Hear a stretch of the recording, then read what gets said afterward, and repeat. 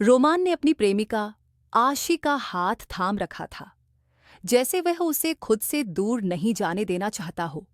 Roman, धीमी और भारी आवाज में, मुझे इस तरह अकेला छोड़कर कहाँ जा रही हो? आज आज तुम्हारी बहुत याद आएगी मुझे। रोमान ने उसकी आंखों में देखा। उसका चेहरा शांत था, लेकिन उसके दिमाग में वो बातें घूम रही थीं जो उसे उस दूसरी लड़की के बारे में आशी ने बताई थीं। उसने रोमान के हाथ पर अपना हाथ रखा, पर उसके शब्दों में एक तीखापन था। आशी, हल्की मुस्कान के साथ, बस आज भर इस बदसूरत को झेल लो। कल से तो मैं तुम्हारे पास ही रहूंगी। अभी मुझे निकलना होगा, काफी देर हो रही है। Bye my love. रोमान को आशी की उस बदसूरत वाली बात में छिपा गुस्सा समझ तो आया, पर वह चुप रहा। उसके कान में अभी भी वही बातें गूंज रही थीं जो उसे उस लड़की के खिलाफ भड़काने के लिए कही गई थीं। उसने एक लंबी सांस ली और मुस्कुराने की कोशिश की। रोमान, बाय स्वीटहार्ट, अपना ख्याल रखना। आशी मुड़ी और तेज कदमों से दूर जाने लगी। पीछे छोड़ गई एक अधूरा सा एहसास और बहुत सारी गलतफहमियां। आशी के जाते ही घर का माहौल एकदम बदल चुका था। अब वहां सिर्फ दो लोग थे। एक तरफ दहशत से कांपती वो मासूम लड़की, और दूसरी तरफ सख्त मिजाज रोमान। रोमान के चेहरे पर एक अजीब सी बेरुखी थी। आशी के जाने का जैसे उसे कोई गम नहीं था, बल्कि वह तो बस इसी पल का इंतजार कर रहा था। उसने मुड़कर उस लड़की की तरफ देखा, जो डर के मारे अपनी नजरें जमीन से नहीं उठा पा रही थी। रोमान की ठंडी और कड़क आवाज उस खामोश कमरे में गूंजी। रोमान, मेरे कमरे में आओ।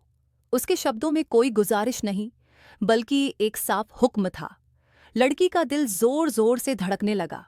उसे समझ नहीं आ रहा था कि आशी के जाने के बाद अब उसके साथ क्या होने वाला है। वह वहीं जड़ खड़ी रही, लेकिन रोमान की आंखों के दबाव ने उसे कदम आगे बढ़ाने पर मजबूर कर दिया। दरवाजे की चरचराहट के साथ वह लड़की कांपते कदमों से रोमान के कमरे के अंदर दाखिल हुई। वह दीवार से सटकर खड़ी हो गई। उसकी सांसें तेज चल रही थीं और हाथ पांव ठंडे पड़ रहे थे। रोमान खिड़की की ओर पीठ किए खड़ा था।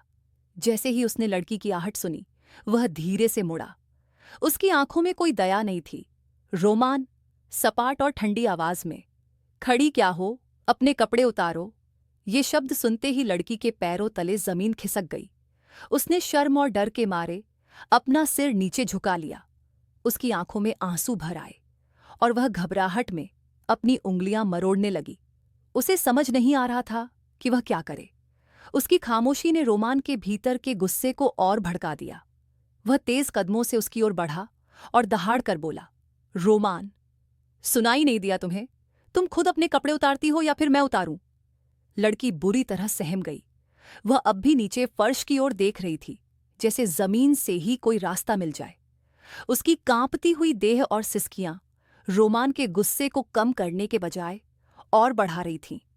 उसने झपटकर लड़की का चेहरा अपनी ओर घुमाना चाहा और कड़कती आवाज में कहा, रोमान, जब मैं तुमसे बात कर रहा हूं तो मेरी तरफ देखो, नीचे क्या देख रही हो? कमरे के भीतर का तनाव अब असहनीय हो चुका था। रोमान की आवाज पत्थर की तरह सख्त थी, लेकिन वह लड़की डर के मारे पत्थर बन चुकी थी। रोमान, दहाड़ते हुए, सुनाई नहीं दे रहा तुम्हें? मैंने कहा मेरी तरफ देखो।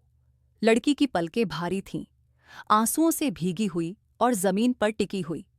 वह चाहकर भी अपनी नजरें उस शख्स से नहीं मिला पा रही थी जो उसके लिए एक दुस्वप्न बन चुका था। उसकी यह खामोशी रोमान के बर्दाश्त के बाहर थी। अचानक रोमान ने अपना आपा खो दिया। उसने झपटकर लड़की की कलाई पकड़ी। उसकी पकड़ इतनी मजबूत थी कि लड़की के मुंह से एक हल्की चीख निकल गई। उसने बिना सोचे समझे उसे बिस्तर की ओर जोर से धक्का दे दिया। वह लड़की उस मखमली बिस्तर के नर्म गद्दों पर जा गिरी, लेकिन वह मखमल उसे कांटों की तरह चुभ रहा था। रोमान के चेहरे पर छाया गुस्सा अब एक भयानक रूप ले चुका था। वह बिजली की तेजी से उस पर झपटा और बिना किसी दया के उसके कपड़े उतारने लगा। उस मखमली बिस्तर पर जहां आराम होना चाहिए था, वहां चीखें और सिसकियां दबकर रह गईं। रोमान ने उस मासूम के जिस्म पर अपनी सारी नफरत और अपना सारा गुस्सा उतार दिया। वह लड़की बेबस थी, टूटी हुई थी, और उस अंधेरे कमरे में उसकी रूह जैसे धीरे धीरे दम तोड़ रही थी। अगली सुबह की रोशनी घर में फैल चुकी थी, लेकिन उस लड़की के जीवन में अब भी अंधेरा ही था। वह टूटे हुए मन से घर की साफ सफाई में जुटी थी। तभी दरवाजे पर दस्तक हुई। आशी वापस आ गई थी। जैसे ही आशी अंदर आई, रोमान के चेहरे पर एक बनावटी मगर गहरी मुस्कान तैर गई। वह लपककर उसके पास पहुंचा। रोमान, वापस आ गई स्वीट हार्ट? कल रात तुम्हारी बहुत याद आई मुझे। आशी ने उसकी ओर देखा। उसकी आंखों में उस लड़की के लिए नफरत साफ झलक रही थी। आशी, लाड से, कल रात तुम्हें इस बदसूरत के साथ वक्त बिताना पड़ा, उसके लिए सच में सॉरी। फिर अचानक आशी का लहजा बदल गया। उसने उस सहमी हुई लड़की की तरफ मुड़कर चिल्लाते हुए हुक्म दिया, ओए, खड़ी क्या देख रही है? हम दोनों के लिए कॉफी बना कर ला। वह लड़की, जो पहले से ही अंदर तक कांप रही थी, बिना कुछ बोले रसोई की तरफ चली गई।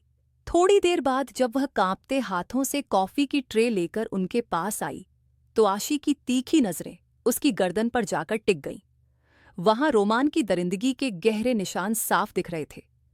आशी के चेहरे पर एक क्रूर खुशी चमक उठी। आशी, हंसते हुए, अरे, अब समझी मैं, तो मेरे जाने के बाद तुमने इसकी अच्छे से धुलाई की। बहुत अच्छा किया रोमान, ये इसी लायक है। रोमान ने भी उन निशानों की ओर देखा और उसके होंठों पर एक शैतानी मुस्कान आ गई। उसने अपनी कॉफी का घूंट लिया और बड़े गर्व से बोला, रोमान, हाँ स्वीट हार्ट, कल रात मैंने इसकी धुलाई सच में बहुत अच्छे से की। सारा बदला इसी से निकाल लिया। और तुम्हें पता है, जब मैं इससे अपना हिसाब बराबर कर रहा था, तब ये इतना जोर जोर से चिल्ला रही थी कि शायद हमारे पड़ोसी भी इसकी आवाज सुनकर जाग गए होंगे। रोमान की बातें किसी खंजर की तरह उस लड़की के कलेजे में उतर रही थीं। वह चुपचाप कॉफी का कप मेज पर रखकर अपना सिर झुकाए वहां से निकल गई।